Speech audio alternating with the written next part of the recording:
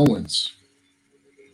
We're talking about Candace Owens. We're going to talk about Donald Trump, giving a shout out to Detroit, if you want to call it that. We're going to also talk about empty seats at Father's Day and how unnecessary some of those empty seats are. We got that for you. We got a whole lot more. And I wish we didn't have as many subject matters. But as always, we do. And Ralph, you want to tell them why? This is America. I have a dream. These are animals. America preaches integration and practices segregation. Why did you say Mexico? A rising tide of discontent. The South will rise again. I have a dream.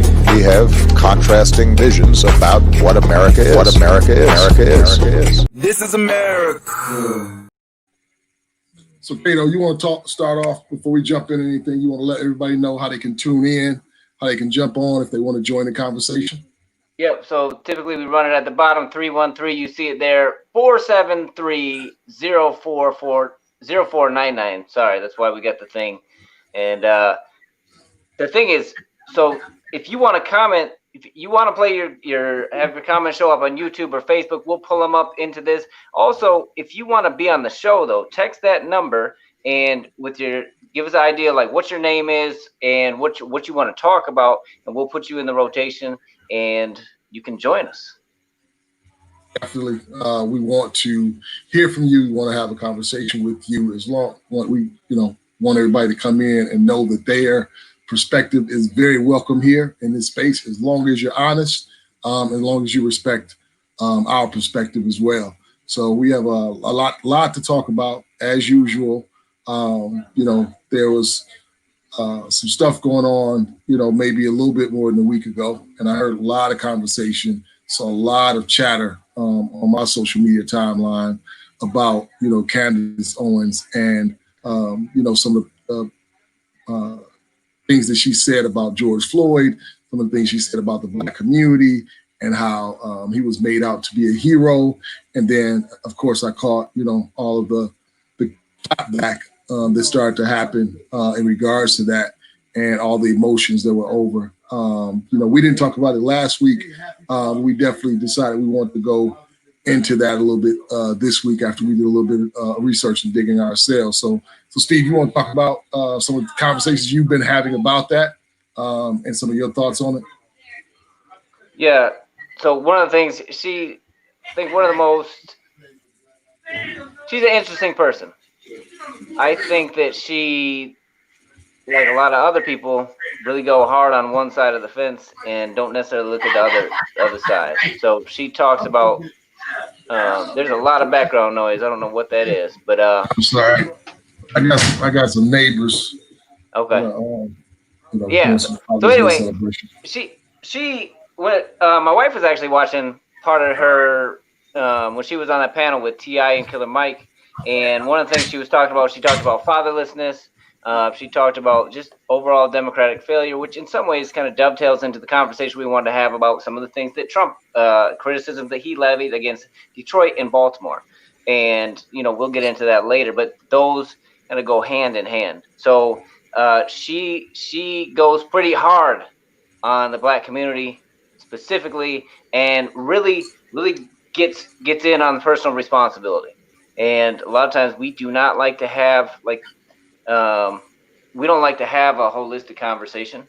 We like to talk about the stuff that feels comfortable to us and the stuff that's probably makes us, just the stuff that's easier to deal with, the stuff that allows us to point the finger and not look in the mirror. Trump definitely pointed the finger today or yesterday. And so, yeah, that's kind of the gist. We should, there's plenty of Candace Owens on YouTube if you want to find some of the stuff that she has to say. But she's very much I think she might have said it's a myth. This whole systemic racism is a myth, and that's kind of the broad divide of this argument is is it personal responsibility or is it just systemic? You don't hear a whole lot of people talking about both.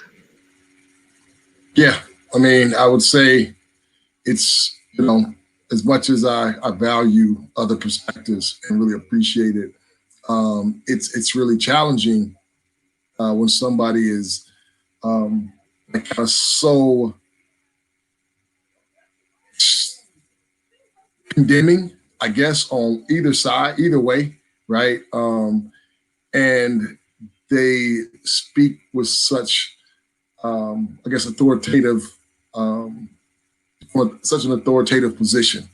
And I mean, for the most part, if you listen to any of us, like myself included, right? Like you'll hear me say something that's just inaccurate, right? So if you're not open to being corrected, if you're not open to somebody bringing some balance to your position, then it's really hard to have dialogue. And it's like, we've set it up on social media where we don't have to have dialogue, right? Like I can set the camera in front of me, say whatever the heck I want to say, right? And then if it's provocative and it's a really hard position, one side or the other, like you can mess around and create a platform for yourself, right? It's like you're gonna have people that agree with you that are gonna promote what you say, and you're gonna have people that disagree with you that promote what you say, right? So when I disagree with somebody so strongly, I make sure I don't promote what they say, and that's part of the reason we didn't talk about this last week. I was like, I'm not really trying to give her any play. But I appreciate Steve for going in and finding some things that were at least intriguing and said, hey, like there may be something to this position. And I really believe that. Well, you actually are the one that came back to her and like, let's talk about Candace Owens this week. Yeah. So. Yeah. And I would say people that I strongly disagree with, I believe that they're going to even make some good points at times, right? I think that, that's just the way this stuff works. I mean, stuff is way more nuanced than we want to believe. So, for me, a subject matter like George Floyd, or where there's personal life lost, to go on and say some of the things that she said, I just think it's so insensitive to people that are in mourning, people that are planning funeral services. And that stuff gets back around to people.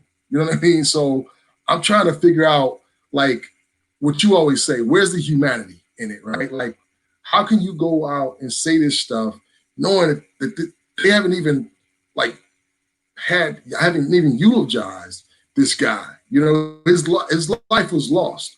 So something that she said, I want to hear some of the stuff that you touched on that you really want to tap into. Some of the stuff that she said, right? So she said, she brought out his record, right? Which is common theme, right? Like we see that happen all the time when somebody in the black community is killed at the hands of a police officer. They start like pulling out their record, painting a picture of this person in a negative light. They never come out and talk about how good the person is, right? But anyway, I hear she started talking about his drug addiction and how he had drugs in his system, right? Well, like I have some amazing family members, right, that have struggled with drug addiction, and they are they went through some really, really challenging, rough times, and did some damnable things, right, in the midst of their addiction, right? But they are phenomenal people, and their addiction was so long ago that I have a generation of folks growing up that never saw them in the midst of their addiction, right? So, like, what does that mean? Like the point that she's making, right? Like, is his life less valuable because he had an addiction, right? Like, so, like it's hard for me to stay engaged and not unplug when you go there with it. So those are like some of the stronger issues that I had with what she was saying. And for any of us to speak for an entire community or group of people, or convict or condemn an entire group of people, like we really need to be more careful with the way that we do that and the approach that we take when it comes to like sharing our thoughts. So those are some of my immediate thoughts. So definitely want to hear yours. Yeah, I want to. There's a couple of people on. I just want to say, Waylon, Courtney, Uncle Gary, Stephen, Michelle, Jennifer, Monica, Mike, and Diane. Hello. I don't know if you have any people you want to. So Dawn, I think I saw your comment. So yeah, thanks for tuning in. We'd love to get you to come on and share some of your thoughts, Dawn. I would love to have you on. So Ralph, can you throw the number back up? So yeah, put your questions, comments, all that stuff. Yeah, questions or comments. Text that number and get the Zoom information if you want to jump on and join the conversation. Tanya McGee, what up to everybody in Tennessee? I see you waving. But yeah, thank y'all for tuning in. So yeah, man, where are you at with it? So here's what I think. Here's what I think the argument comes down to. What's up, Lakeisha? Here's what I think it boils down to. I think on the one side, you have to, like, when I take the logic all the way out, like so her logic, so Candace Owens' logic all the way out, is that, like, for some reason, this one group of people, Black Americans, just can't get it together. They just can't. So, like, that's I think, and so there must be, so to me, like, what you're not actually saying, but what when I, like, play out, like, when I extrapolate the thoughts that you're saying, it's like, there's something wrong, and it's your fault, and you need to figure it out, because that's why the murder rates are so high. That's why their fatherlessness is where it is. That's why education is where it is. That's why the economy is where it is. Like, what is wrong with you? What is wrong with, like, with this segment of the population? And I think that's important. Like, so nobody's coming out and saying that. But I think when I listen to it, like, and as I've been ingesting all of these far right arguments that are exactly that. They're just far right. Like, there is no, typically there is no middle ground. There's no holistic, and I see that a problem on the left too. Like, we like I said, we only want to talk about the stuff that we believe in, and it reaffirms the things that are already up here, reaffirms our biases. So that's the stuff we ingest. That's the friends that we have on social media. We, like you said, we completely dismiss anything that goes against that. We surround ourselves with this groupthink, these people that foster this groupthink mentality, and then we keep going deeper and deeper into one pole or the other. And I think that's how you get there. But I do want to say, like, I think that's exactly, like, ultimately, and I think it's important to say that, like, ultimately, I think what the message is, like, look, there's something wrong with Black Americans, period. They just can't get their stuff together. Except, we have, and I watched a video. It's like a series of people like Denzel and Anthony Mackie and Morgan Freeman and boom, boom, boom, boom, boom. Just work hard. Just, stop doing this. 2-parent homes, like all of these kind of stuff. Don't say dumb stuff to the police. And none of what they said was bad. But again, it's from, I don't hear the balance of the conversation of talking about, like, okay, look, we can actually look in 3rd grade. We know by testing kids how many prison beds we're going to need by 3rd grade. By 3rd grade. And these kids don't control where they don't go to school. They don't control who teaches them. They don't control what they have in the classroom, what resources they have. They don't control any of that. The zip code does, though. Yeah. So that's what I'm saying. When we talk about this kind of stuff, it's like, where is the balance in that? That's my biggest question. So I actually think people like Candace are actually helpful, because I think they bring balance to the left. I think people on the right bring balance to the left. I think people on the left bring balance to the right. The problem is, and so many people are in the middle, but don't necessarily go through the critical thinking to be like, okay, let's pump the brakes for a second. And this is the main thing. This is the main thing that I think, like, for everybody, like, levying this, like, heavy amount of criticism, like, what, like, do you think we just got here by happenstance? And what are we going to do about it? You know what I'm saying? Like, that's the biggest thing I have. Like, yeah. And I think that, people want to have an audience with people, and you haven't done the work to gain an audience. Yep. Oftentimes, right? So it's like, I have people that ask me to come and speak to groups of young men at times. And I'm like, if I can't necessarily have some type of relationship, or there's not a structure to give them ongoing care in place, like I don't want to go and do that, right? Like I was, believe it or not, I was not the ideal teenager, right? So I had lots of dumb decisions that I made and got in a lot of trouble. Maybe not a lot of trouble, but definitely a fair share. And people would, and during this time, like there was a point in time when my father was one of those people that struggled with drug addiction, and it was really, really rough. And his drug of choice was one of those really, really bad ones. But you'll hear him tell his own testimony, so I don't want to go too deep into that. He's been since delivered since I was like 17, and is an amazing, phenomenal person, one of the strongest people you'll ever meet. But during my teenage years is in the middle of his addiction, and I had all kinds of challenges, and my mom would try to get people to talk to me, and I got so tired of people coming to like tell me what I should do and whatnot, and we didn't have a relationship established. And I feel the same way when people want to go and talk to some youth that maybe conducting themselves in a way that I used to. And I'm like, dude, like, they're not trying to, like, they want to know if you care. Like, the kind of cliche saying, it's like people don't, care what you know. They want to know. I can't remember how it goes. I'm jacking it up. But like at the end of the day, if you haven't built a rapport, if you're going to come and preach to them and bounce, like they don't want to hear that. You know what I mean? And I think that's what we see a lot of times.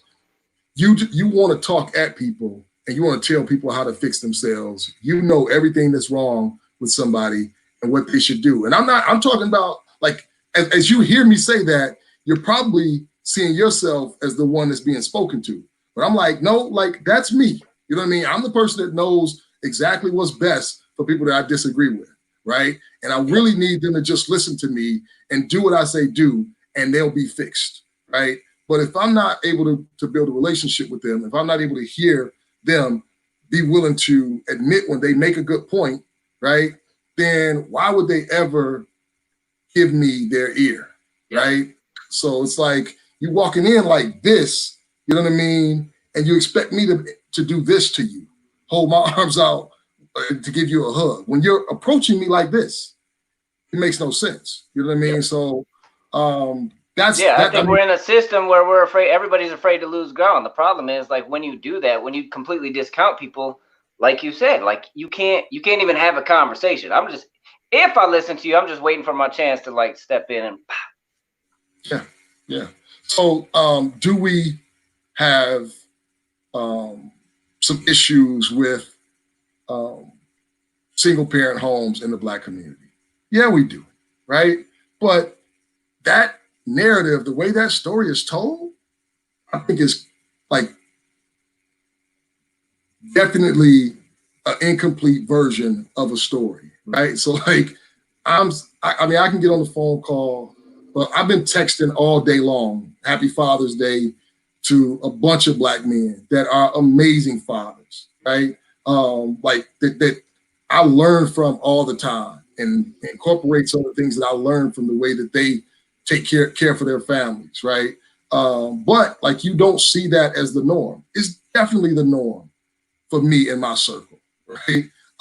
But if I only hear like the far right, like, or if I only watch the news, like I'll believe that there's not a husband, father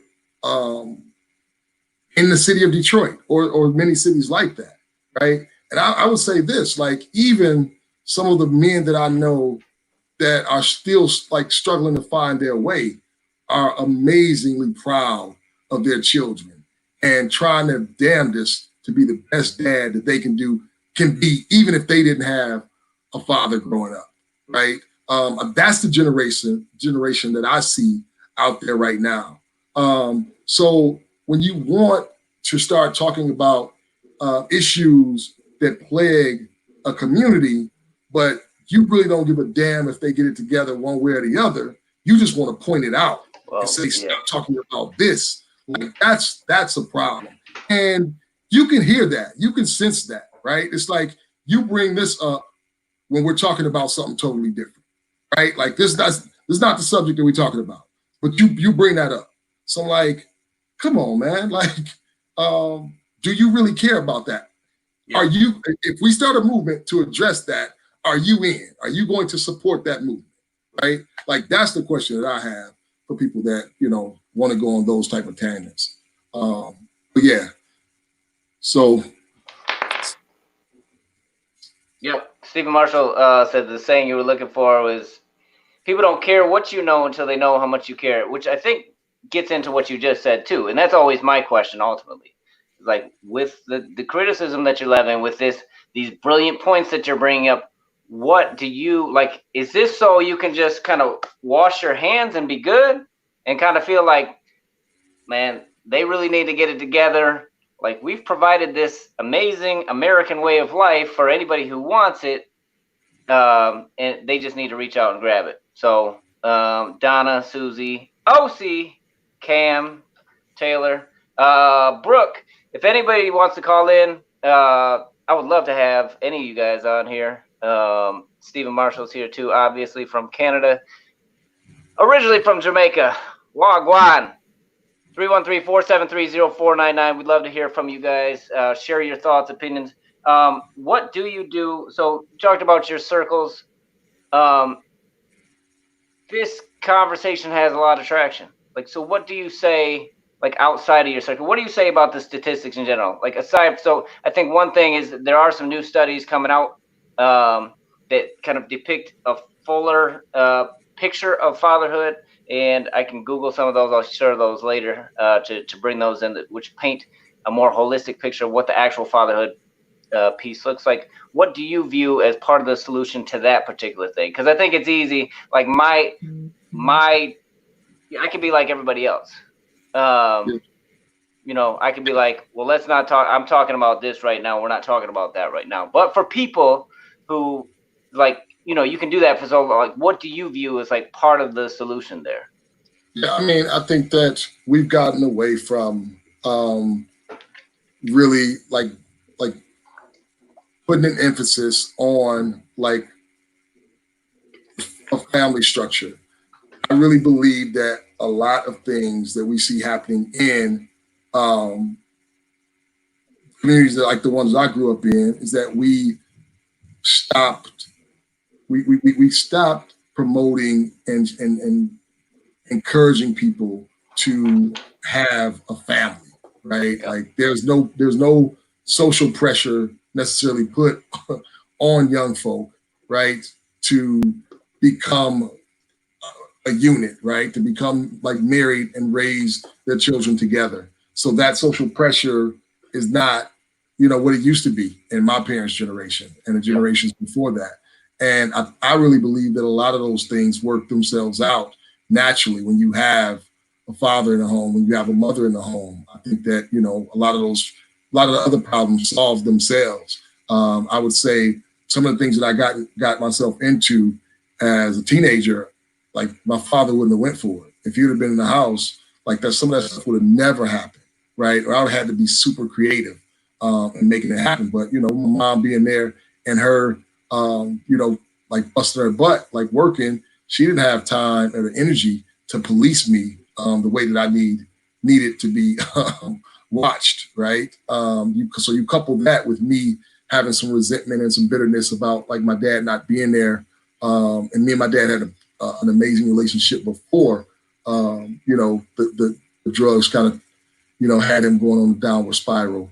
I think that I had, all kinds of resentment and bitterness. Now, that's my story, right? But like you'll have a number of stories. But I would say if we can get back to like really valuing family the way it is. I mean, I love a story that one of my like closest friends, my best friend that I grew up with, Dante shared. He said he went into a Coney Island, and it was about 5 young men in the Coney Island, enjoying something to eat. And he said he was ordering his food, and they were loud like young men are when you get a group of them together.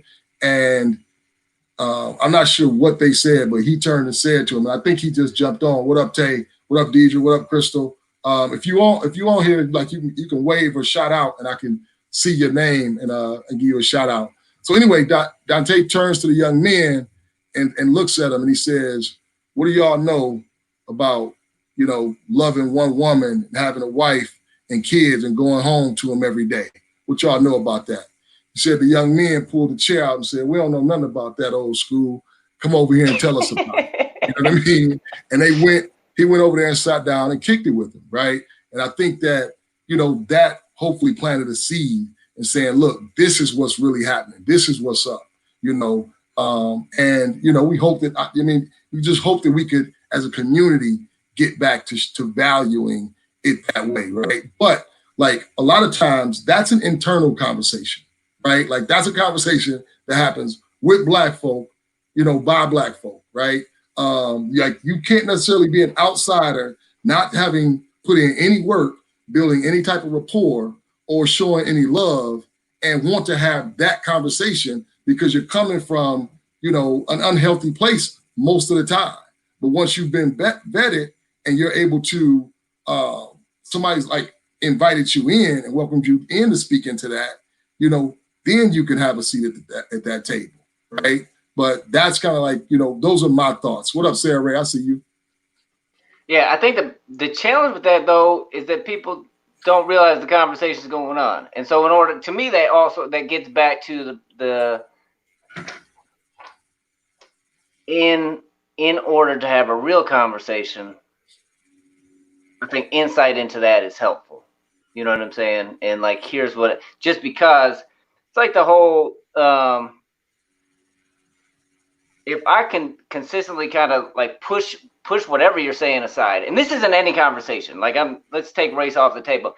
If you come at me and you say, this is a problem, and I continually like brush it off like it's not a big deal, like that's going to inhibit you from hearing me. So I get what you're saying. I just think that like that's the piece I'm still trying to figure out is like, where is the balance in that? What I would say is this, right? So the way that, it's kind of like when you go to the doctor's office, and forgive me if I've used this analogy before here, but, you already.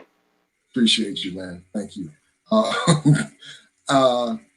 You go to the doctor's office, right? Like you go in there and they have you put on this weird gown and you don't know where the front is, where the back is, and you're sitting there, exposed, uncomfortable, awkward, and a doctor walks in and he or she are able to keep their dignity. They have on a robe or maybe a coat, you know what I mean? Yeah. And they're sitting there and you're really vulnerable and exposed, and they have all their dignity intact. And when we have these conversations, it's like the white community wants to be a doctor and come in like they have it all together, right? And we're only going to talk about like issues that plague the Black community, right? Yeah. But if you come in and you take your role, you throw this gown on too and say, look, like I know that some of the issues that plague your community are very obvious, right? Like poverty, you know what I mean? Crime, violence, those things are very obvious.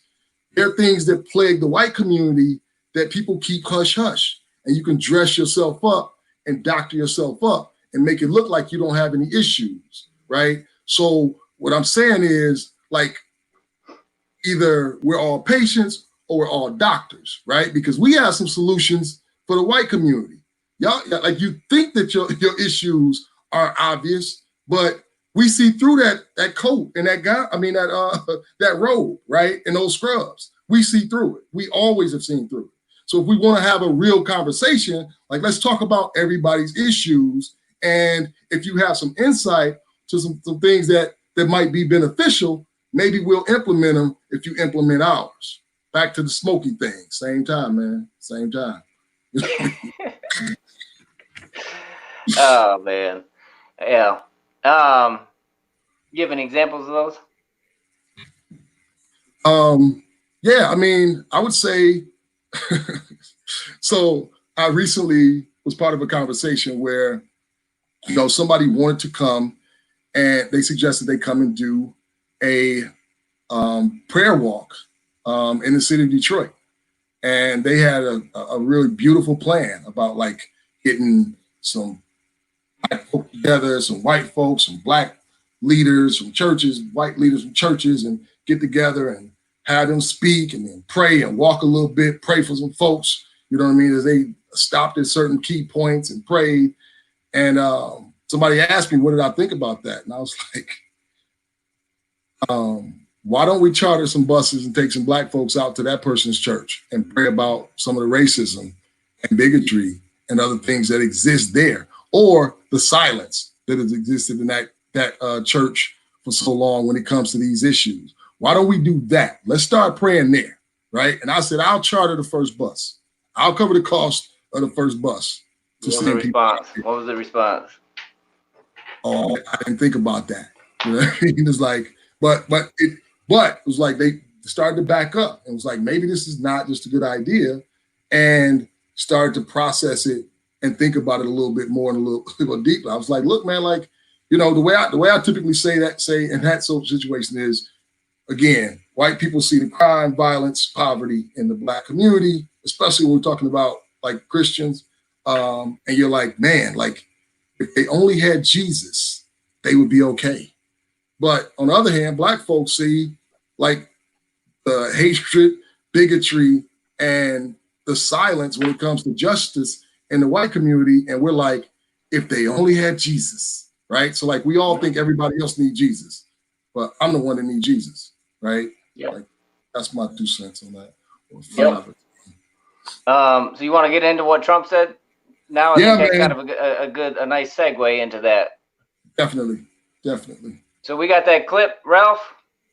In with a violent start to the summer in Detroit, and President Trump calling out the city for its shootings.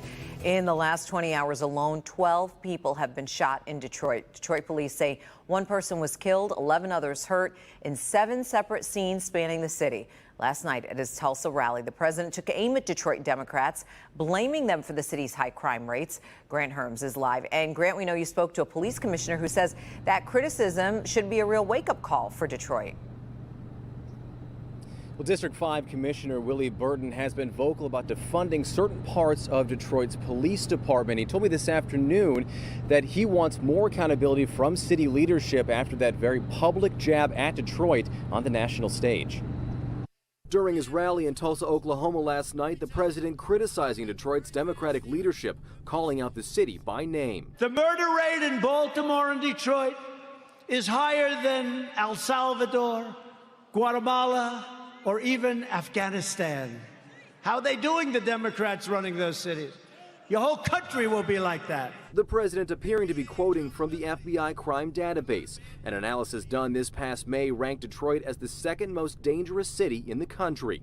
According to DPD numbers from 2019, homicides rose by 4.5%, while overall crime actually dropped. Early on in the pandemic, there was a slowdown in crime in Detroit, which in recent weeks has started to level out. For this to reach the White House for President Donald Trump speaking out about the felon leadership in the city of Detroit, what did that tell you? Police Commissioner Willie Burton didn't outright agree with the president's condemnation of city Democrats, but says Detroit leadership needs to be held accountable. My colleagues on the Detroit Board of Police Commissioners are appendage to the chief and to the mayor.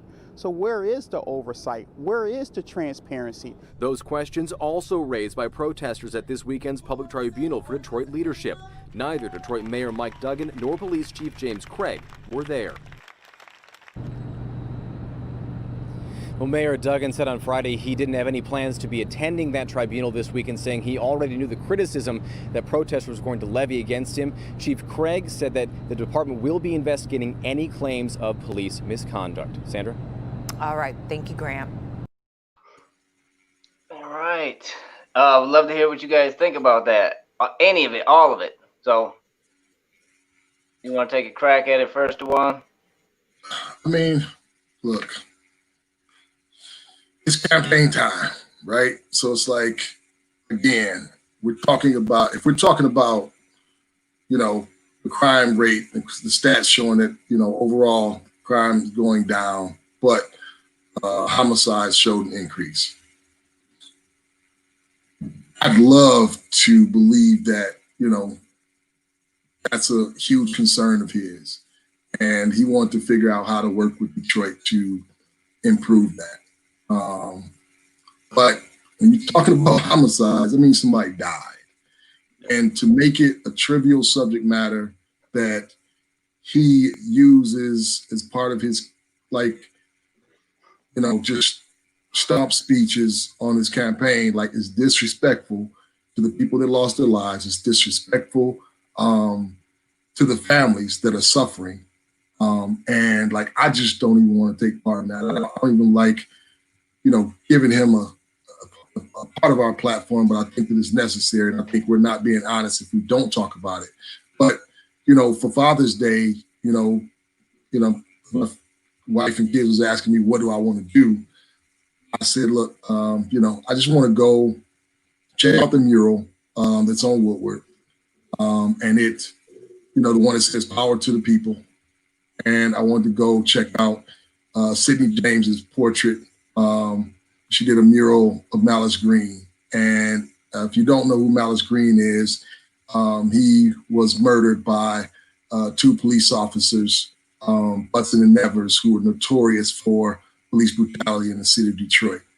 This happened in the 90s, and she did a mural for Malice Green. But in this mural, he was holding a scroll, and it had just a list of names of people that have been killed at the hands of police brutality. And, that's kind of how I spent my Father's Day. So, like, I take the loss of life very seriously, and it just really, it hits a different way. And I don't even like to allow things that he say to have any sting. But, in order to do that, I try not to hear I try not to hear things that he says. But yeah, it just stings a little bit differently, man, because those are real people that have died. So that's where I'm at, and I'd love to hear your thoughts on it. Yeah, there's a lot of things. He asked what America had to lose, what Black America had to lose with him in leadership. Why not vote for him? And then he gets in, and we're 4 years in, and now he's blaming other people for problems that affect the Black community, which in and of itself is a problem. And yeah, I'm the politics part of it. To your point, I agree. So I think when you just kind of say stuff like that's trite and in passing to make a point. Yeah, I find that problematic. And I also, so leadership, from a leadership perspective, this is what I would love to see. And nobody's doing this, but like there's a Navy SEAL that he wrote a book called Extreme Ownership. His name is Jocko Willink. He writes books for kids too. They're amazing. But extreme ownership is all like, dude, so they're on this mission and they catch friendly fire. And he kind of breaks down like all the scenario, like how everything happened, like how this person didn't communicate, this person didn't do their job. Like he breaks all of that down. And they have this, like, this is a big deal when you have friendly fire. And so they go in to debrief it. And now like the big boys are there. Like the top dogs are there. Like his bosses and his boss's bosses are there. And he's like, what happened? Like he just throws that question out. And so one guy's well, I such and such. I such and such. He's like, nope. Somebody else. Nope. Nope. He's like, this is my fault. I'm in charge here. I take responsibility for that. Now, when you read the book and when you kind of like see how everything plays out, you're like, my response is like, I don't like that. Never would have entered my mind. And the more he goes through the book, it's like, everything, like leaders take responsibility. Like any failure underneath you is a failure for you, by you. And so like I am going to commit and invest in changing these things. And again, this gets back to what we were talking about earlier. So the problems that we're so brilliant at pointing out is like, what are you going to do? Where is your money going? Like where's your time and energy going? Like all of that stuff. If you really care, because you talk a hell of a lot about this stuff. and you're super passionate about it. If you care that much, what are you doing? What are you doing to make a change? Who are you building relationship with? Who are you getting insight like from, and all that kind of stuff? And obviously, like, the building relationships part has to be a key thing, because you have to find people that are, if that's not where you're at, you have to find people that are A, on the ground, and B, willing to like kind of coach you on how to like be effective. And I think that's one of the things that's most like disappointing for me about the evangelical church, because the evangelical church, like, the church grew by in leaps and bounds of like serving and doing stuff, like when Christ was you know, in the early days after Christ. And now like we are in leaps and bounds, like just throwing like this ideology back and forth. And I'm like, dude, what are you doing? Why are you like everybody else? It's crazy to me. Why do you look and sound like everybody else? We got a Christian radio station here that's really like a Republican radio station with on the bumper sticker. I'm like, it drives me bonkers to listen to them. It drives me crazy to listen to them. Like, what are you doing? What are you doing? So that's my thing. It's like, man, if you want to help out, if you want to be part of the solution, there are ways to do that. If you want to just throw fodder, like, dude, no, that's not going to work.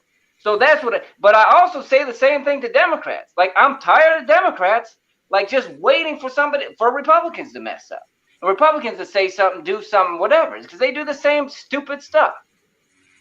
And I think there's enough people in the middle that, like, shoot, that just don't get hurt enough, or don't talk enough, don't have alternative conversations enough, or entertain things, because we really don't have another way at this point that's viable. This election sucks. Yeah. Anyway. So you tired of everybody except for the people in the middle? Is that what you saying? That's right. Okay. People in the middle, you need to do more. Chris, Steve loves you, and we want to hear more from you. But people to the far left and far right, Chris, I'm tired of you. Yeah, I'm tired of our overall, like, just the. I think people in the middle do it too. I just think that they're more likely to hold things in balance, and I do prefer them, since I am them. But yeah, I'm the same way. Like, I think all of us need to look in the mirror. There's stuff that's uncomfortable for me, that, like, I pick and choose when I cherry pick. So, like, that's, you know, I need to look in the mirror too. I think all of us need to be reminded to look in the mirror. I'm interested to hear. Do you have any examples that you come straight to mind on where you do it and where you cherry pick at? So you talk about what's interesting when you talk about internal conversations. Like, as I'm having a lot of conversations about race, like, there's certain areas like I just try to avoid. You know, I'm not like the fatherhood. You know, I had somebody comment on my. You know, we talked about that earlier. And he commented on, I shared about drug arrests, 4 times more likely to be, you know, even though across the board, white people, black people, other, like, have similar drug use and distribution rates, like, black people are 4 times more likely to be arrested and charged for marijuana. The white people, they're 6 times more likely to be incarcerated. And somebody comments, well, fatherlessness, like, has a direct line to incarceration. So, you know, again, that's not necessarily my area. What I will say is this, though, to Trump, like, you know, and so I kind of, like, I didn't avoid it. You know, I was like, well, are you saying that it makes it more difficult to be a father if you're locked up because you're 4 times more likely? Because I can see that. That's a good point. Thank you for bringing it up. Like. But I also talked about education system. Like, what are we doing about that? You know, that's supposed to be something that's free for everybody. Education, like, you know, by 3rd grade, how many beds you're going to need. I said that earlier. By 3rd grade, you know how many beds you're going to need in prison in the future. You can project it. So, like, what are we doing about that? Like, everybody, like, it's no secret what's happening in Detroit with education and inner cities in general. And it's also no secret that people can do something about it. And it, like, the education system hasn't changed in decades and decades and decades. And you will see, so the little movies you see, like the what the heck, Stand and Deliver, stuff like that. People that actually go in and believe in these students and like against the grain.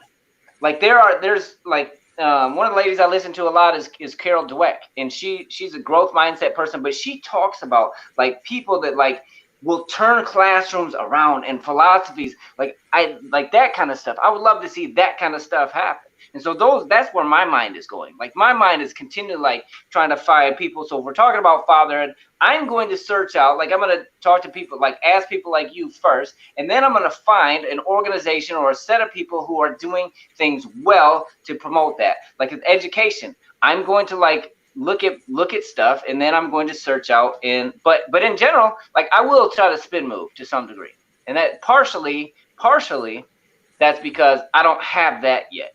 Once I get that piece, once I find like organizations that I can get behind and people that I can really get behind, then I'll be like, did you ask that? Because I'm assuming you asked because you really care and want to be part of the solution. And I have a solution for you. You know what I'm saying? Because why would you be bringing this up? Why would you be so passionate about it and like so active on social media and not really talking about this other stuff unless you really cared about this? So look, get your wallet out, get your checkbook ready, get your credit card out, like give money to these people. So that's good. And then we can put you on the operating table and find out what's wrong with you and fix you. Talking about me? No, the person. Them. Whoever that Yeah. person is you're talking about. Yeah. I don't know. So I think we got a couple comments that you probably want to read off. Ralph wanted to share the Malice Green mural that I mentioned earlier. So that's Sidney James, and that is the mural. Yeah. So rest in peace, Malice Green, and all those names that are way more names than we even have time to read off. I'd like to. There's a couple of places I really want to go.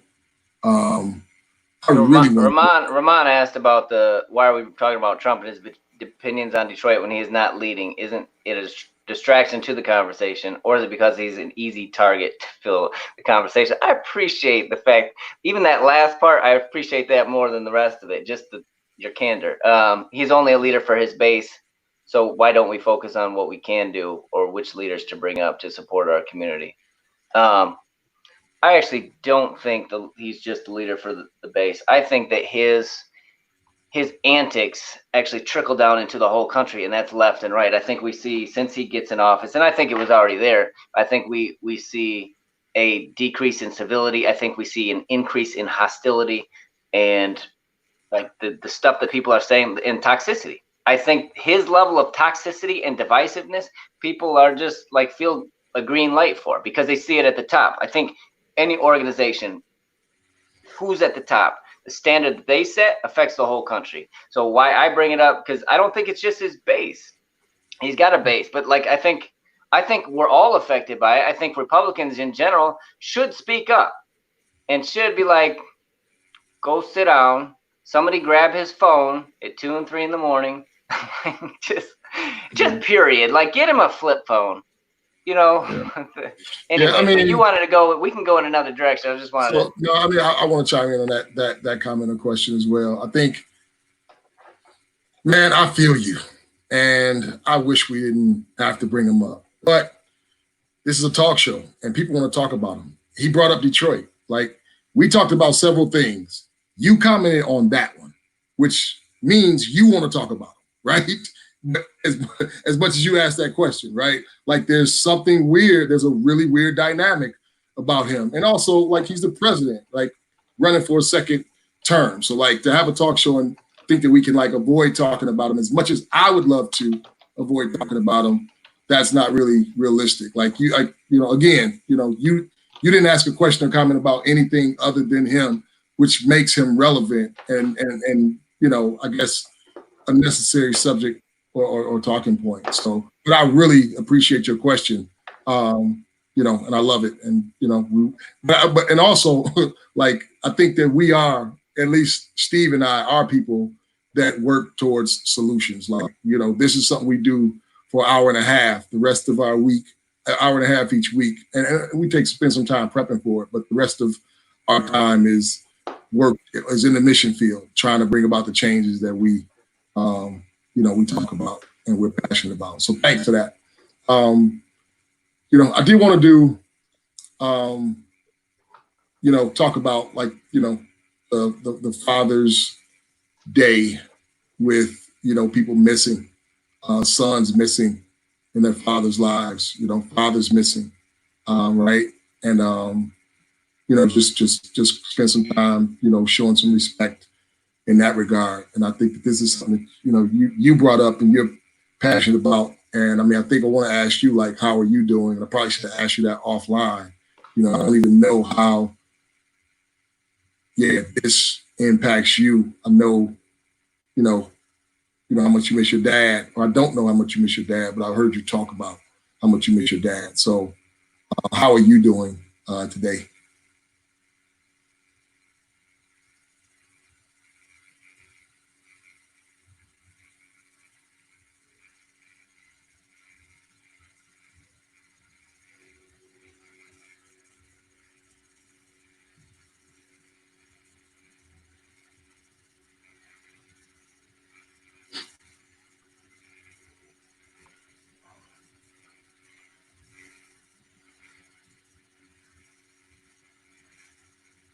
I appreciate you asking. I actually had a good day. I do miss my dad. And I remember the first Father's Day. So he passed in March. And remember the first Father's Day, April, May, June. This is 3 months after he passed. And for some reason I went to church. Something I do not recommend. If you just lost your father, I do not recommend going to church on Father's Day. So Mom, I know you're listening. Simone just tried to call me. If you could just call her and tell her that I'm in the middle of live. Anthony, I see you said, "What's up? Greetings." Yeah, man, and I remember being after it was a mess. The sermon, it was just a mess, and just cried and cried. And remember afterwards, one of the pastors was talking to him and just crying. My brother was the saving grace. He's always he brings comic relief, just because of his makeup, and he was telling a bystander, and this is just how he operates. But he's mentally challenged, and he was standing there, and he told somebody he's just crying because his dad died. Like that actually helped. Because I was like, it's just hilarious. Like, he's just so matter of fact, and he's got the biggest straight shooter I've ever met, and I appreciate him for that. And I appreciated my day today. I appreciated my family. I talked to my stepdad on the phone too. But yeah, man, it is, as you know, with your mom, like there is no replacing that. And when stuff comes up, when my sister graduated so long ago, just all these events, man, kids being born, just a whole bunch of stuff. Me graduating college, me getting married. Like, there's so many things. Remember the first Christmas, we ate at these, and I've said this before, but there's this long table that we would eat at, and long table. Right in the middle of the table, like that's where I was sitting. And there were people like on either side down the whole table, because it's multiple families that are getting together on his side of the family. And there was an empty chair directly across from me. And I think, I kept staring at that stupid chair.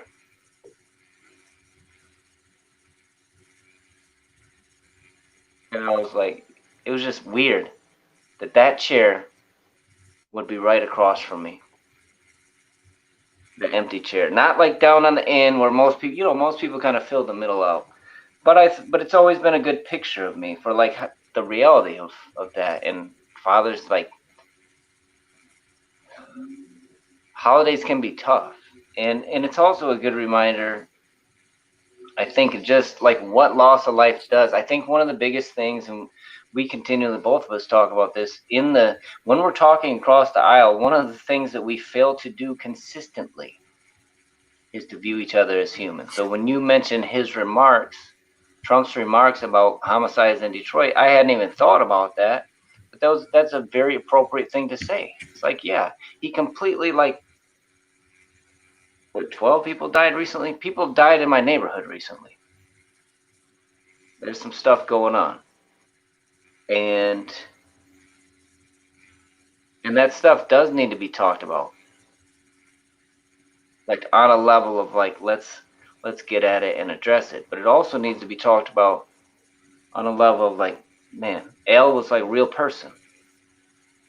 He had real friends, real parents, real siblings. And I think as Father's Day rolls around, and as like I had amazing time with my kids today, and my wife, and they really took care of me, and made me feel loved. And I think when you recognize that there's people who had a father last Father's Day, and today they don't. People who had a son last Father's Day, and today they don't, because of police violence, and because of the murder rate. Like, I think we talk about both of those things, and better be looking like hell to find solutions for both of those, because, like, people that, like, die because of high crime rates aren't less dead or less missed or less loved than people that die at the hands of police, and vice versa. And so, yeah, I think I think there is something to be said about a system that is supposed to protect and serve that does not. Like, I definitely do. And I think there's something to be said about the imbalance in the part of the justice, like how justice is served in those, and all the stuff that we've already talked about. But those people are not any more missed than Al from my neighborhood, or from the other people that have died recently in Detroit. And I think that's important too.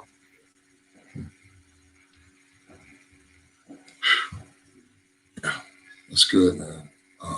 Appreciate that. Thank you for just sharing that with us. I think that helps. Like what you experienced, the place you're able to go, and understanding that there are several more families that are experiencing that, and unnecessarily is the reason that we talk about this, the reason that we created this platform, and we want to have this discussion. Again, like we'd love to invite you to come and share some of your thoughts, questions, and comments. That's the number that you can text at the bottom of the screen. If you want to jump on, text that number, and we'll get you the Zoom link where you can jump on and hang out with us for a minute. But thank you, Steve, for taking us. And I'm glad that you're doing all right. Thank you, Simone and Cato crew for caring for him today. Yeah. So while we are like pivoting a little bit, I think there's a subject matter that definitely needs a lot more time than what we probably have left here. But I think, one of the things that's kind of coming up in some of the conversations that you've been having online is like maybe victim mentality, right? And I think that, we probably don't have enough time to unpack all of that. But I mean, I'm not, I guess, smart enough to be scared to approach the subject anyway. So like, I'm willing to go there if you're willing to go there. My sister Crystal said, "Thanks for sharing that, Steve." She appreciate that. Yeah, but yeah, I think that maybe we can touch it a little bit and go into it maybe a little bit farther and in the upcoming show. But I think that's something I've been hearing a lot lately, and victim mentality. What is that? Is it a real thing? Does it exist? And the whole nine. So, share. I mean, if you cool with it, I'd like to talk about that a little bit. Cool with you? Yeah, man. All right, so, can you share what?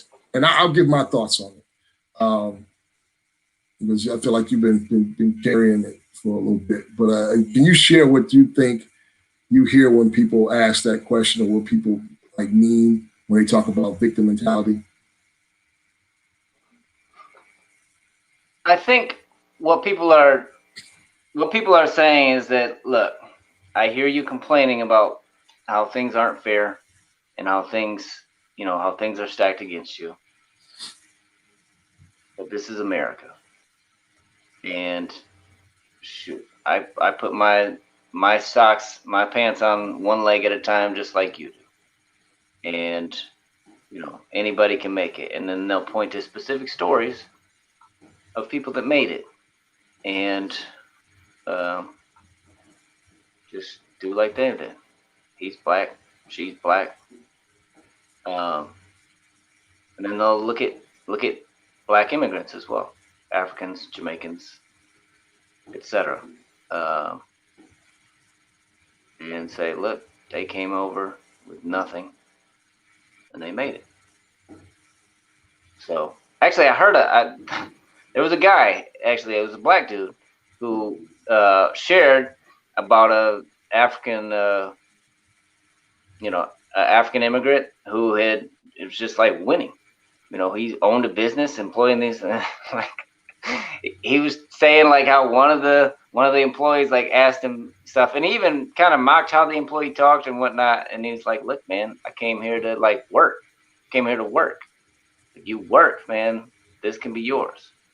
So yeah, I think that's basically it. Like, there's in our minds, like, part of what the American way is, like, work hard.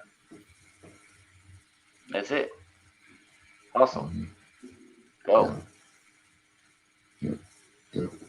I think my mind goes to a lot of different places on this subject, right? And I think I may have said this before, but I remember hearing James Brown talk about this somewhere in an interview, and I would say, he was, and James Brown, if you don't know, made one of my favorite songs, "Say It Loud." I'm black and I'm proud. But he was being interviewed, and it was, I guess he was talking about some of the songs and some of his thoughts on subjects like these.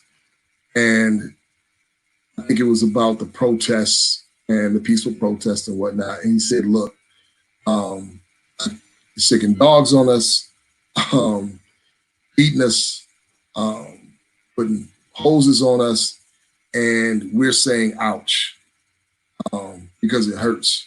And it's like, you're upset because we're saying ouch. Like, you don't want to hear me say ouch, right?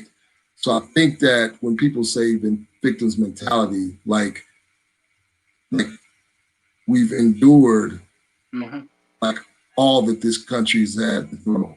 The most evil things that people can imagine to do. We've endured all of that. Yep. And I would say, to success and the American dream, we on your ass, right? Like, we're coming for you, right? Ain't nothing stopped us. all of that, and we still right here, right?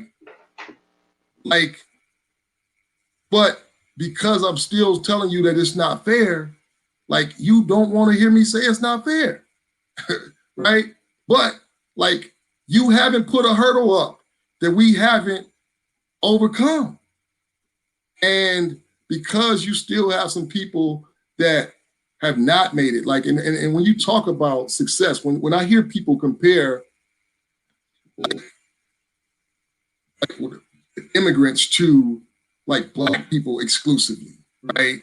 That is so frustrating, right? Because it's like people, like we have this, if you use the term lazy, you think that that's synonymous with Black folk, right? As if like all cultures don't have lazy people, right? Like if you can't imagine, like think of a lazy person in your family, right? Like you don't have them, right? It's like, no, but like I would say that, you know, I heard a really, somebody that I respect, I won't call him out by name, so I don't have his permission to talk about like him being an average student. It's a white dude, grew up in the burbs. Talk about being an average student and not ever giving his best throughout high school or throughout school period. And the thought of him going to college was not even something that he had to even like think about. He knew it was a foregone conclusion that he was going to go to college. He said the neighborhood that he lives in, the kids that are in that neighborhood, they have to be exceptional. They cannot just do what he did, right? And I would say that like those are the type of things that we're pointing out. And we've made it in spite of, right, this system, not because of, right? So like there's a big difference when you can say, in spite of what was thrown at me, I still persevered, I still made it, as opposed to because of how great this place is, I made it. And there's a weeding out process to take place in like immigrants if you don't know that, right? Like if you have gone through all the steps and processes that it takes for you to become a citizen in this country, that separates you from some people that aren't willing to go through all of those steps, right? Which means you're probably getting the cream of the crop to come. If they made it, you know, here, they're already an ambitious person. It's not like the average immigrant that desires to come to the States is getting ready to jump through all those hoops, cross those T's, dot those I's, right? So I would say like, those are some things that we need to take into consideration. Those are some of the thoughts that I have, some of the things that come to mind right away when we talk about this victim's mentality. Now, on the flip side, to bring some balance, right? Yeah, like, you know, it's important to point out and call like foul when there's a foul, right?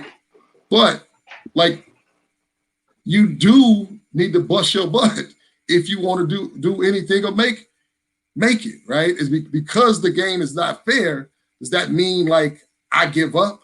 Does that mean I just sit here and say, you know, I quit because the game is not fair? No, right?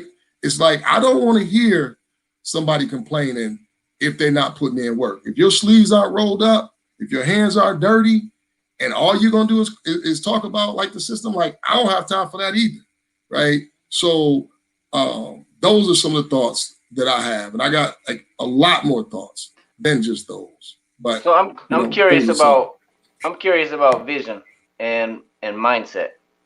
You specifically, and kind of what you think your peer group growing up thought they could be. So that's a great question. That's probably a different show. So I would say because part of it, let me just explain part of why I'm asking that is because as I think about because we are talking about mindset specifically, and we can definitely table that for a different show, or you could just give like a little short. One, when I got to Michigan State, it blew my mind, like the number of people from Detroit who had never really gone outside of Detroit before that. You know what I'm saying? And so I'm just thinking about when you look at like school, like what's happening in a classroom inside of Detroit, and the limiting factors of your neighbor, and then you get neighborhood too. Like there's a lot of people who spend the majority of time in their neighborhood. So like depending on what your exposure is, what your who you're looking at, and how things are placed, postured, etc. in terms of like what your options are. What are your actual options? Who can you aspire realistically for you? Who could you actually aspire to be? Like what's the so that's and that's part of it. Like, and I'm not saying like clearly like there's a broad spectrum of people in the community. Your wife's a lawyer. There's there's doctors, etc. I'm wondering how exposure and all of that plays, and even like what you're like the school, the classroom. What does that do for what you believe in yourself that you can be? And because part of what when we talk about this stuff, like school has to be an important part of that as well, and like achievement. So if you have failing schools consistently in the city, this is going to affect what we're talking about right now. Yeah, and the interesting thing about having failing schools is that the kids don't hear that. The kids hear that they're failures, right? 100%. So 100%. That's and the failing schools is like our fault, right? Like that's on us. But I would say to that question, worldview was pretty limited growing up. Now, there was always something, and you and I have talked about this offline. There was always something in me that I really thought that I had a huge calling really early on. And, my dad had me like reading the Bible and talking to me about faith like really early on. And when I would read things like, being able to move mountains if you believe, and ridiculous faith and stuff like that. After reading stuff like that, I remember going looking for mountains, but there was no mountains around where I live, right? At least not actual mountains. So that's one thing. That's a part of that story. But the other thing is like there's something that started to happen when you, watch certain things on TV. You live in a neighborhood like the one that I grew up in. I would say, there were a few career pathways that we thought were available to you and accessible. We thought that you could either be a factory worker, right? We thought that you could be athlete, entertainer, or a drug dealer, right? And we thought that those were the things that you saw, on a regular basis where I grew up at. And the things that we watched on TV, like that's the stuff that you would see, right? You see entertainers, and then the drug dealers were in the neighborhood, but also you would have family members that worked at the factory, and they seem to have a pretty stable life. But I started to get exposure in a different way, and I just started to be exposed to a bunch of different things, and that was really beneficial. Again, like you said, my wife, who grew up the next block over from me, she's an attorney, right? But I think that something started to happen in the 80s when the Cosby Show and A Different World, kind of gave us different things to watch, right? And she tells a story that like she remember making a decision to be a lawyer because she saw Clara Huxtable, right? So she said that when she saw that, she decided that she was going to be a lawyer, right? Because that's what she saw. And she said she was going to grow up to be a lawyer because of that. And, I told her, I made a decision that I was going to marry a lawyer from watching Heathcliff Huxtable. But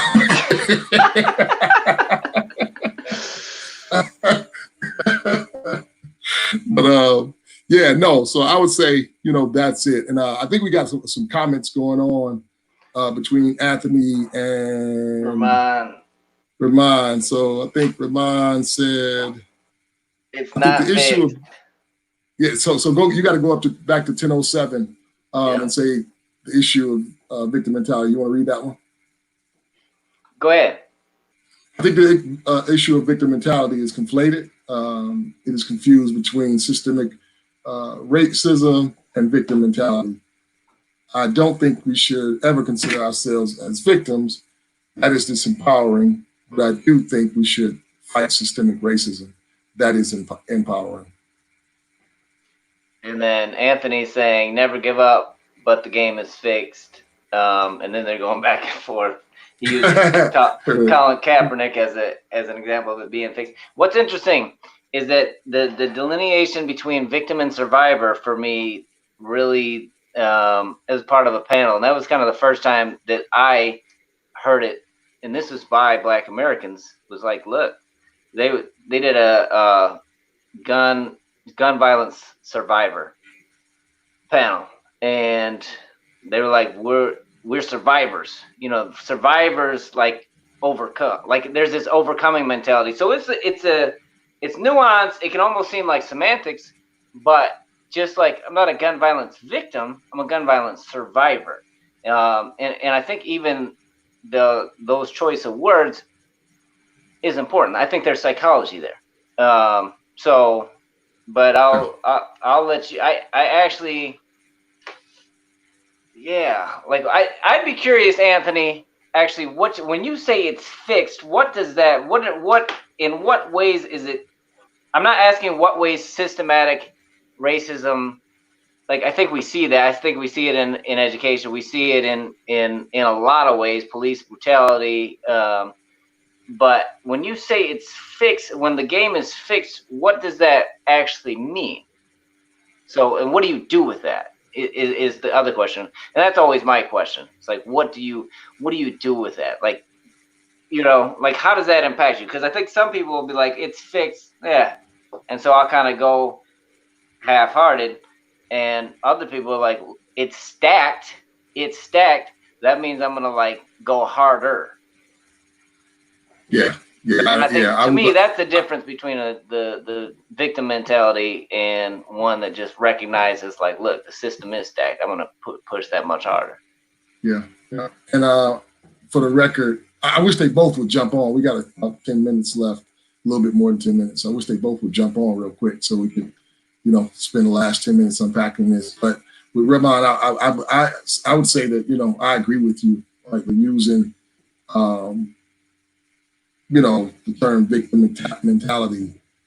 I don't think that's healthy. I think that's one of those things that, like, I think it comes from the same place that, the race card comes from, right? Like when people are tired of hearing people bring issues up and they say, oh, you're playing a race card, right? So I think that comes from that same place, the victim mentality. So I think it's a label you can end up with that, so yeah, so take, Ralph, get Ramen C get him the number. So text that number real quick, and we'll get you on. But yeah, I think that we have to be careful because these terms are labels that people end up getting, and it's a way to silence you oftentimes, right? It's a way to keep you from like pointing out issues, right? So you hear, oh, you're gonna play the race card, or he's playing the race card, or things like that, and you end up not even being able to have a conversation because now you got to talk about, when you were talking about one thing, now you got to talk about victim mentality, right? So like that's why I would say I agree with you. I don't appreciate terms like that, and I'd love to hear like Anthony's perspective on the game being fixed as well, because fixed I think kind of makes me feel like there's no way to survive, exist, win, and some people actually believe that. I have conversations with people that believe that. They're like, yo, this is there's no winning here. I'm stupid enough to believe that, or I would say brave or either arrogant enough to believe that if we put in the work to kind of change ourselves and work with each other, I think that this very durable, resistant, stubborn system can be fixed. So, like I'm seeing things change. I've seen people change on a very small scale, enough to believe that it's possible, right? Somebody can break something and somebody can build something. It can be repaired. It's just what I believe personally. So, do we have MNC jumping on? Are you jumping on? He's not on yet. Not yet. Okay. Yeah, and Anthony, I'd love to have you jump on as well, maybe next week or whatever. But yeah, he said the number one reparations need to be considered for African Americans. If you play 400 rolls of Monopoly and I don't get anything on the board, how can I catch up with you? I actually love the Monopoly example. I think it's a phenomenal example. That's why the system has to be changed, as with what's happening across the country today.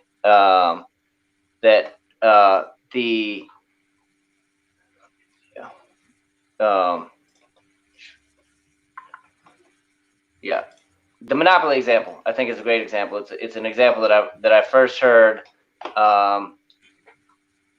through in training, cross-cultural training, and it was amazing. Like you start, everybody's kind of like already started the game.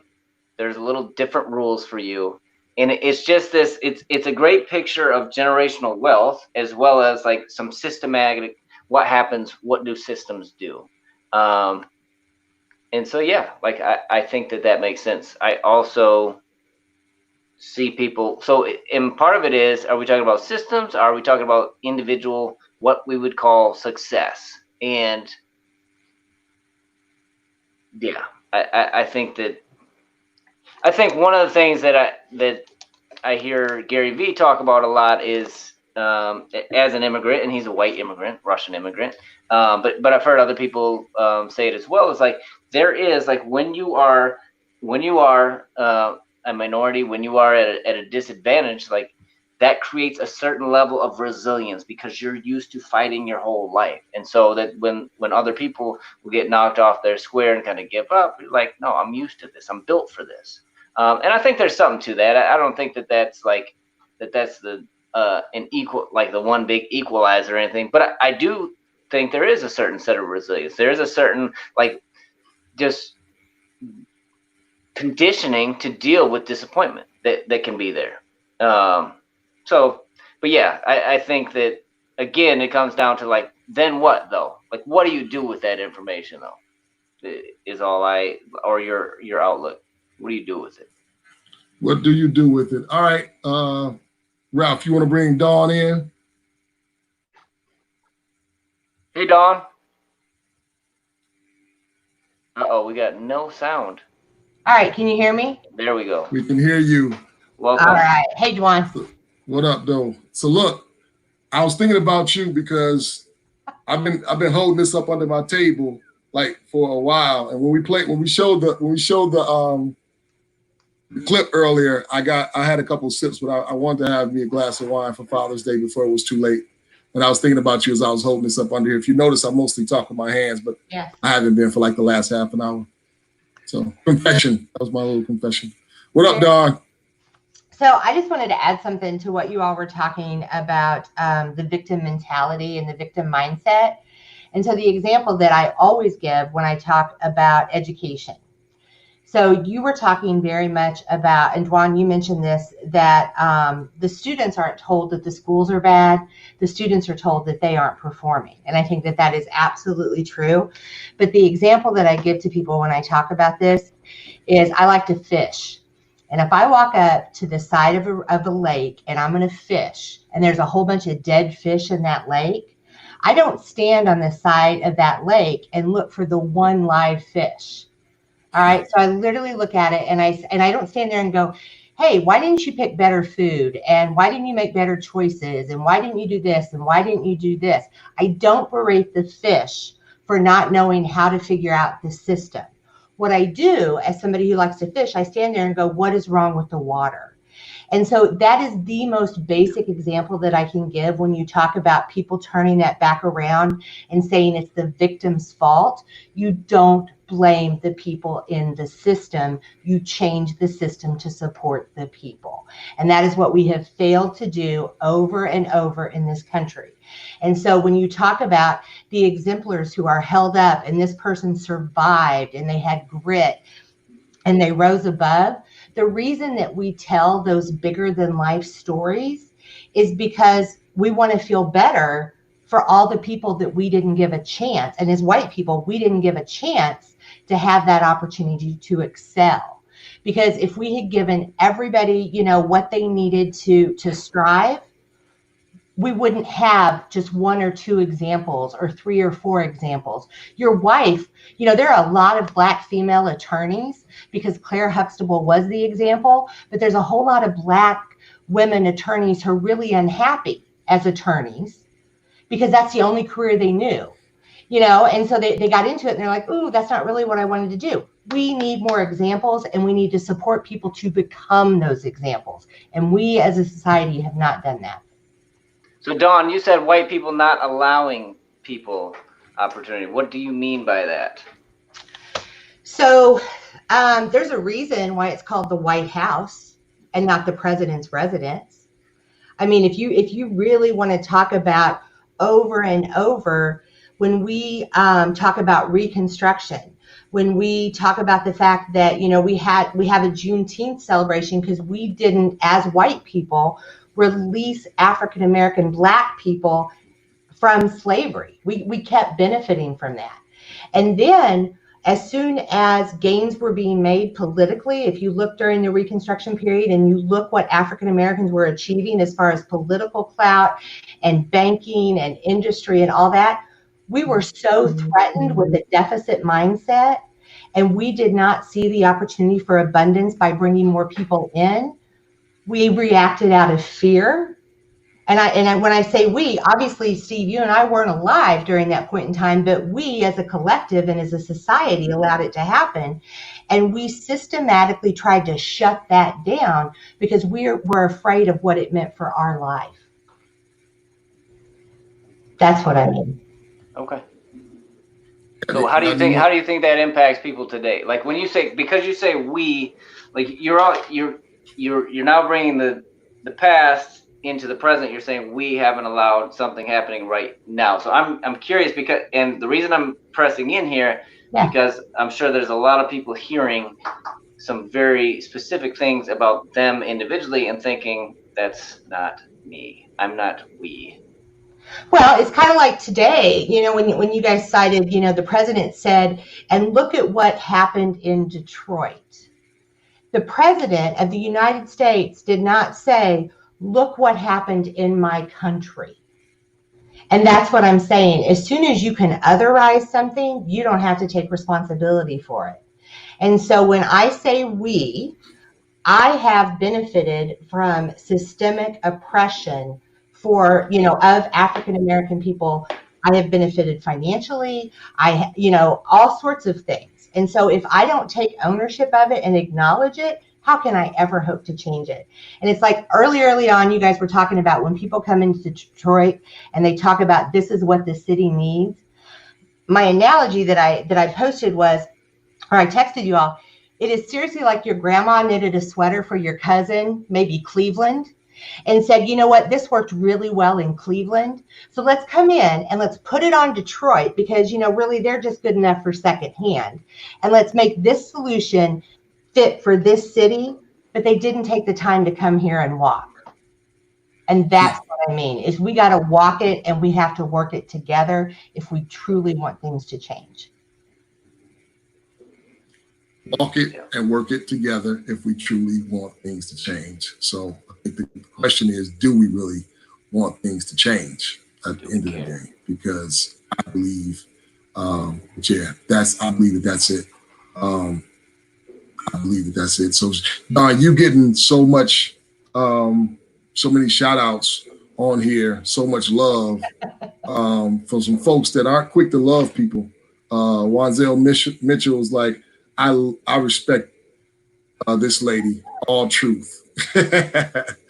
Simone, Dawn, that's a great analogy. Dawn, from Stephen Marshall.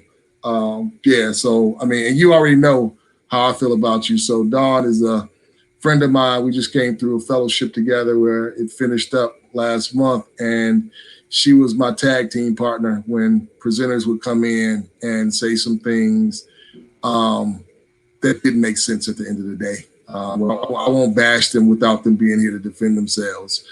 That's too easy. But just know that, you know, me and Dawn made sure that people wasn't gonna come in there and blow any smoke up our behinds. We didn't stand for that. So I love and respect Dawn as well, and I'm glad to have her on. And you're gonna have to come back on again because people just love you so much. And they love you so much. I mean, if you replace one of us, it don't have to be Steve because you ain't replacing a black person on the show. I'm just gonna tell you that now. You know, I've already been thinking about who would be my replacement. You need some old white woman Southern sass. That's what you need. There you go. Yeah. All right. Well, thank you so much, Dawn. We appreciate you. I love you. Thanks, Don. Peace. Yeah, in some ways that gets full circle to what we talked about earlier. Is that do people actually care? And I think that's what it comes. That's what it comes down to. Like, we can identify the issues. Like, you can be an expert on the issues from your vantage point outside from where you sit in your safe place. But like, do you actually care? Are you your brother's keeper, your sister's keeper? Like, do you care to the point where you just want to like try to get your shots in and try to support your own platform, or do you care to the point where like you're trying to get your hands dirty because like you actually like love, because love like it is part of the equation and is like a non-negotiable for you. And if like you're hurting, I'm hurting. You know, if there's something wrong with you, there's something wrong with me. Like if your family is grieving, my family is grieving. Like, are we gonna go there? Yeah. Or are we just gonna be happy to be like, get it together? Like, you know what I'm saying? Stop. It's not like it doesn't take all that. Like, you know. Yeah. So I would say, yeah, I feel that. And I would, you know, one thing I want to point out is that like Dawn is somebody that works and kind of puts her energy and her effort where her mouth is. She's not just somebody that can come on here and, you know, give a sophisticated opinion on a subject matter, but she's somebody that's out there on the field, in the mission field, or on the battlefield, trying to bring changes in the spaces that she works. So that's what I really appreciate. I mean, that's just who she is. So thanks again, Dawn, for coming on. Anthony D. Smith wants you to know that he really respects you as well. And Simone said that I'm a clown. And yeah, I'm a clown, but I was serious. I love Dawn, but if she replaced one of us, it's going to be Steve, or it's going to be 3 hosts. All right, let's go ahead and get ready to wrap up. All the fathers out there, happy Father's Day. Ramon's on. Ramon's on? Oh, yeah. We got to get Ramon on before we shut down. Am I saying your name right? Hey guys, I know I messed it up. Pronounce your name again? My apologies. No, you're doing a great job, Ramon. Okay. Whew. Yeah. Hey, greetings. How are you guys? Good. Good. How you doing? Good. I just so what's the conversation? What are we attacking? Well, you get. Go ahead, Steve. No, sorry. I'll let you go, Dewan. No, you don't let me do nothing. You don't stop doing that. You don't stop letting me do anything. So we were just talking about. I think, you know, I made some comments based on what you said and how I agreed with you about like the term victim mentality and whatnot. And a good friend of mine, Don, jumped on and gave an analogy about the system and how the system's broken. Wanted, you know, really broke it down. So, you know, we can go a couple different places. The comments that you and Anthony were saying earlier, I don't want to go for the place where you and him went back and forth because he's not here to defend himself, and we don't have enough time to get or to defend his position, and we don't have enough time to get him on. But if you can share a little bit about what you thought about the victim mentality piece and break that down a little bit more for us, I think that would be good. Yeah, I mean, obviously, and it's just my opinion. What do I know, right? At the end of the day, we're just having a conversation. But I always feel if you are, so things can be stacked against you. The system can be against you. But it's the mindset. How do you deal with it, right? The reality is that you can only control what you can control. So if you take on a victim mindset, what I believe that does, it narrows your sight of view on what the potential opportunities are. You may be potentially discounting people who are available to help you, but because you have a victim's mindset, you don't give off the energy that will allow them to help you. Do you get what I'm saying? Or you sabotage the potential of that relationship even before it has occurred. So that's the danger, I believe, of like victim mentality. And victim mentality, I think, conflates with systemic racism, so that there is a recognition and there's a reality of systemic racism in the US. So we can't deny that. And what we have control over is to try and influence and change that. So there has to be a strategy on that.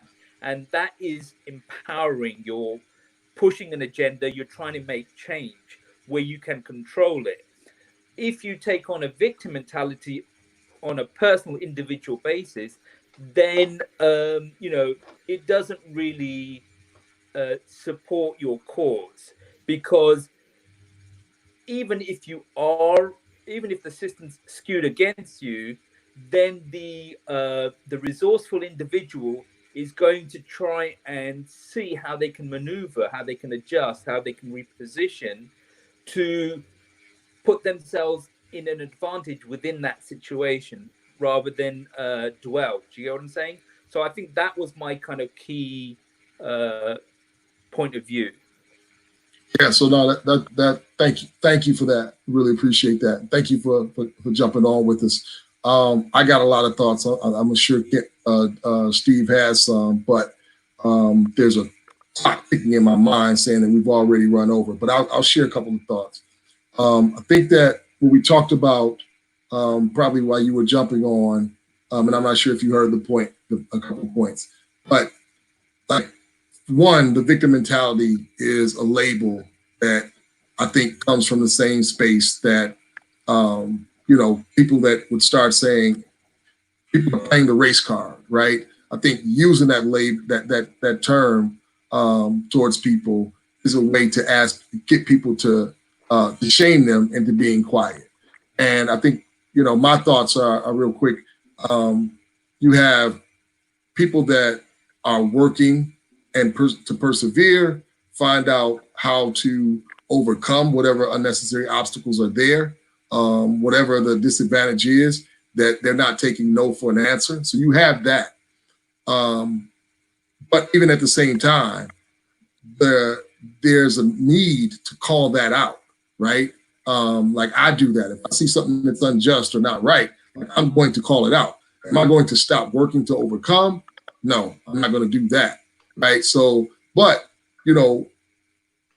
people could potentially label me calling something that's unfair, me having a victim mentality. Right. But then I'd say at the same time, I think there will be some people that aren't looking to persevere, aren't looking to do whatever's necessary and not take no for an answer, that will cast their anchor and rest on, it's just not fair, so I'm not going to even make an attempt, right? I still think that we need to call that what we call it across the board, but using terms like victim mentality, I think is unhealthy, and we need to figure out a way to like describe things as what they are and not try to shame people when they're just saying something that's accurate and true, is my thoughts on that. You have any thoughts, Steve? What do you say instead? How do you get at it? How do you get at it? My question would be. I mean, you like you do anything else, man. You just have dialogue, right? It's like, okay, I don't agree that that's it.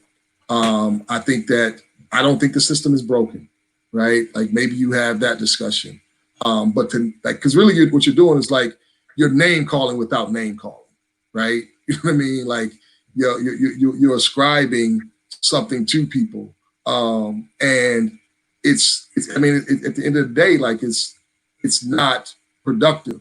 And if people aren't sophisticated enough to even know that that's what you're doing, they will do what we used like what you've seen people do when people would say the race card, right? Like so now you have people like muzzled when they want to speak out against injustice because they're like, oh, they're gonna say I'm playing a race card. That's why you hear me own like angry black man, right? Like you hear me own that. I'm like, I am an angry black man, right? So now you're not like you can't use that against me.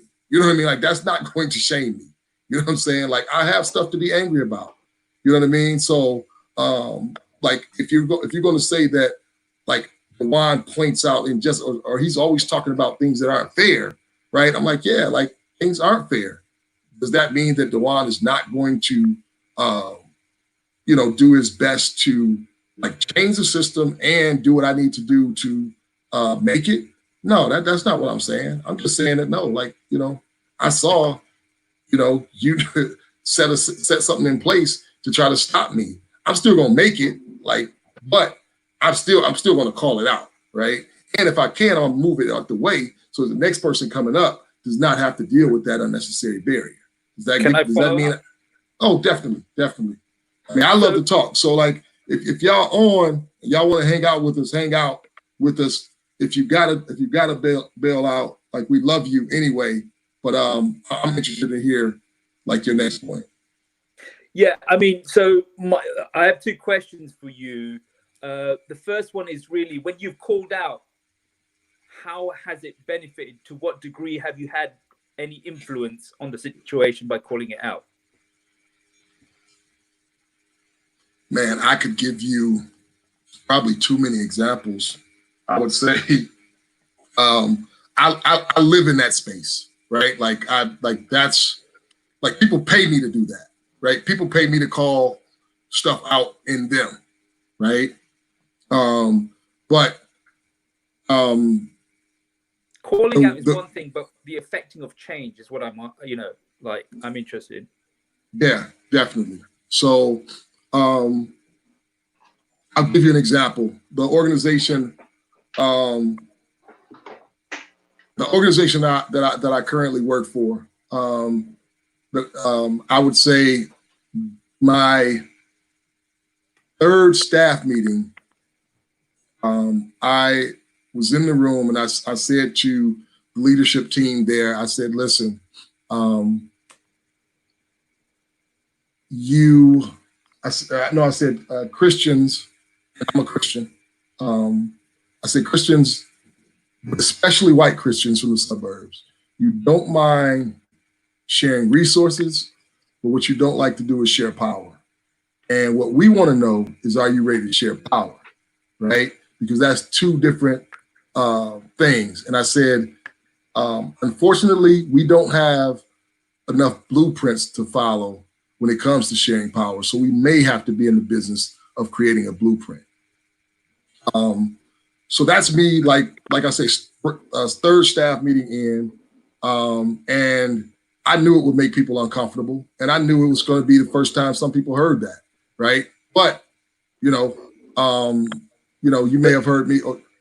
So, and I'll say this: 3.5 years later, we share power in that organization now. Like power is being shared, right? And I can give examples of how that power is being shared. A community member in the neighborhood that we work in that was opposed to the organization, like biggest move in that community, they were in opposition to it. That community member now sits on the board of this organization, right? that community member also is the president of an advisory council that advises the organization.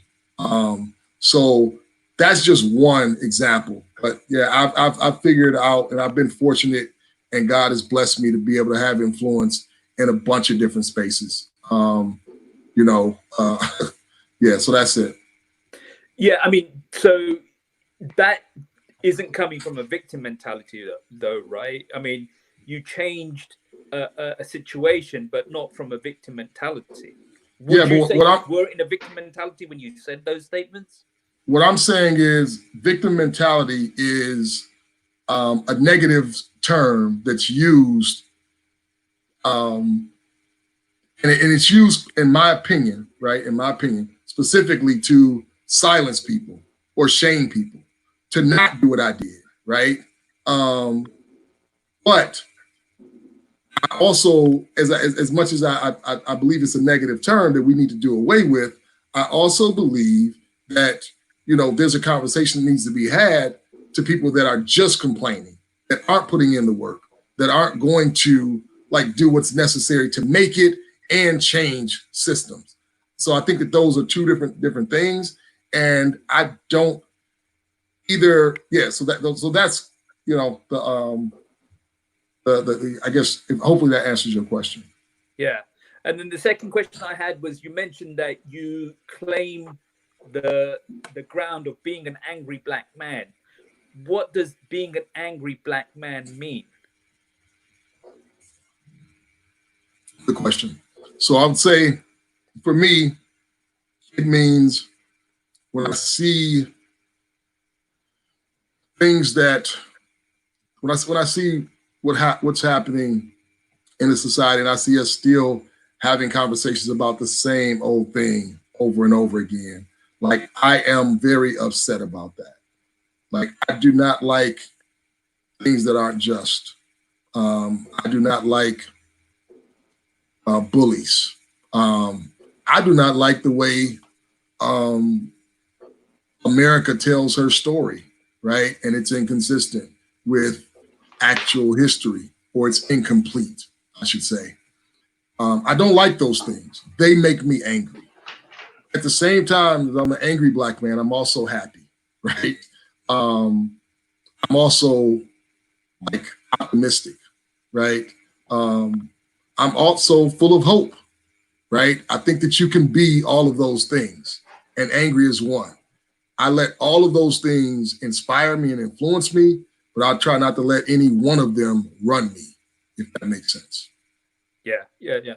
Yeah, I was just trying to get clarification on what you meant by that, because I was thinking something else. So yeah, that's fine. Yeah.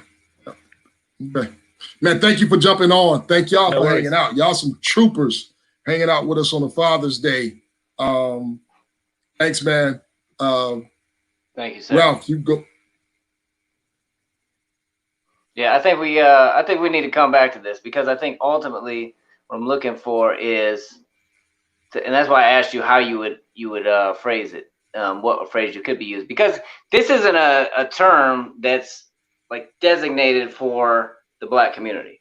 This is a psychological term, and so when people when we talk about that as somebody who's been the victim of a violent crime, or sexual assault, any of those kind of things, I think that what they're trying to get at is some of the stuff that you got to. So it's not saying you're not a victim, and so, but you do mention there are people with a mindset there, and we don't have time to get into all of that. Juan brings up a good point. Is yeah, been a victim of a lot. The facts are African Americans are victims of so much.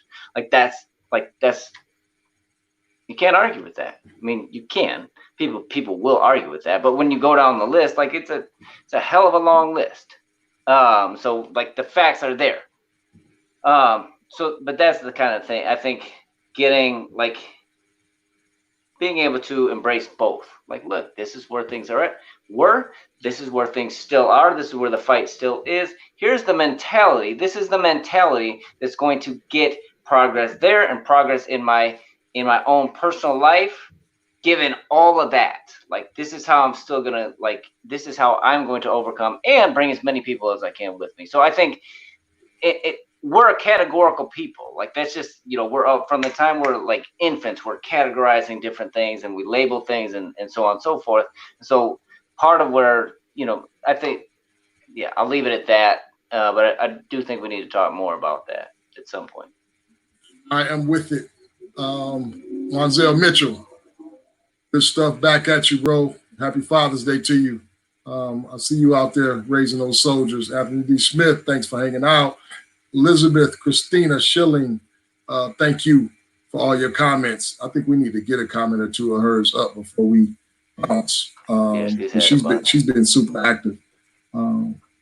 She said earlier, the same applies to rape survivors. Victim mentality term needs to go in all spaces. I'm with you. Like let's do away with that term. All right. You wanna say anything before we fade out? Oh, thank you guys all. Happy Father's Day to everyone who is a father, has a father around, and to those who are missing fathers or missing children. Our hearts go out to you.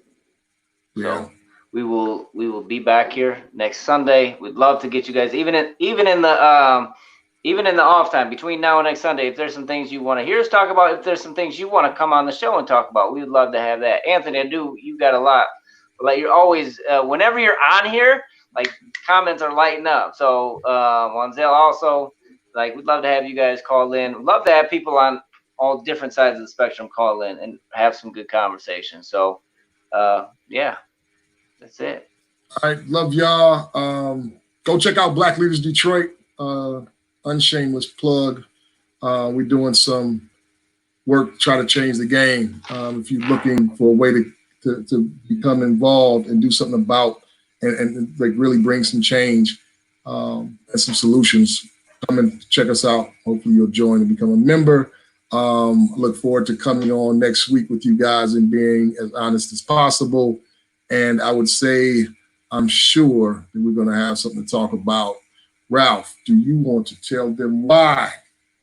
This is America. I have a dream. These are animals. America preaches integration and practices segregation. Why did you say Mexico? A rising tide of discontent. The South will rise again. I have a dream. We have contrasting visions about what America is. This is America.